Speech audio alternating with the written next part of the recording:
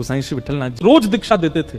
क्यों? उनके दीक्षा देते ही जो वैष्णव दीक्षा लेता था उसको तुरंत ठाकुर जी का दर्शन अनुभव होने लग जाता था।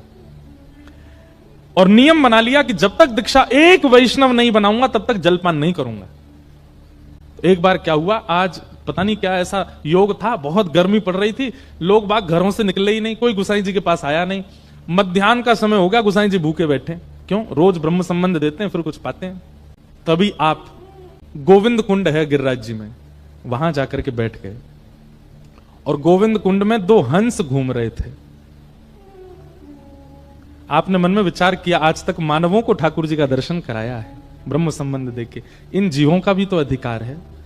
और आपने उन 2 हंस हंसनी के जोड़े के कान में अष्टाक्षर मंत्र देके उनको कंठी माला पहना दी, और जैसे ही कंठी माला धारण कराई दोनों के चतुर्भुज रूप हो गए और दोनों का ही निकुंज में प्रवेश हो गया, ठाकुर जी की प्राप्ति हो गई। ऐसे गोसाई श्री विठलनाथ जी, इनके जीवन में भी एक परीक्षा हुई थी।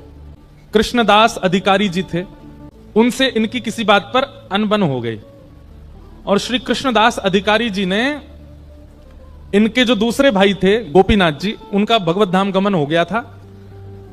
उनकी पत्नी थी और उनका एक बेटा था, बेटे का नाम पुरुषोत्तम था।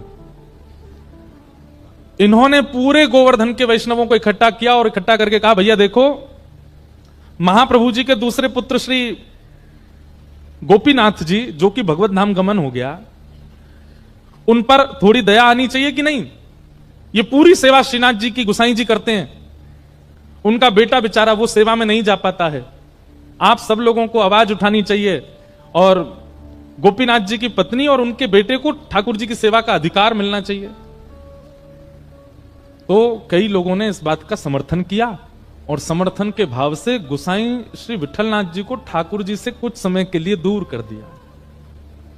गोपीनाथ जी के पुत्र श्री पुरुषोत्तम जी सेवा करने लगे श्रीनाथ जी की। सेवा से दूर किया, गोसाई श्री विठलनाथ जी उसमें राजी थे, कोई बात नहीं। लेकिन कृष्णदास अधिकारी जी ने यह नियम बना दिया कि आप मंदिर ही नहीं आओगे, ठाकुर जी का दर्शन भी नहीं करोगे।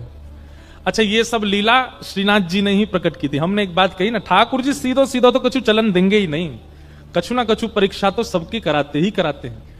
ठाकुर जी पूरे विश्व को बताना चाहते हैं कि गोसाई जी का प्रेम कैसा है। इसलिए गोसाई श्री विठलनाथ जी गोवर्धन से थोड़ी दूर पारासौली में रहने लगे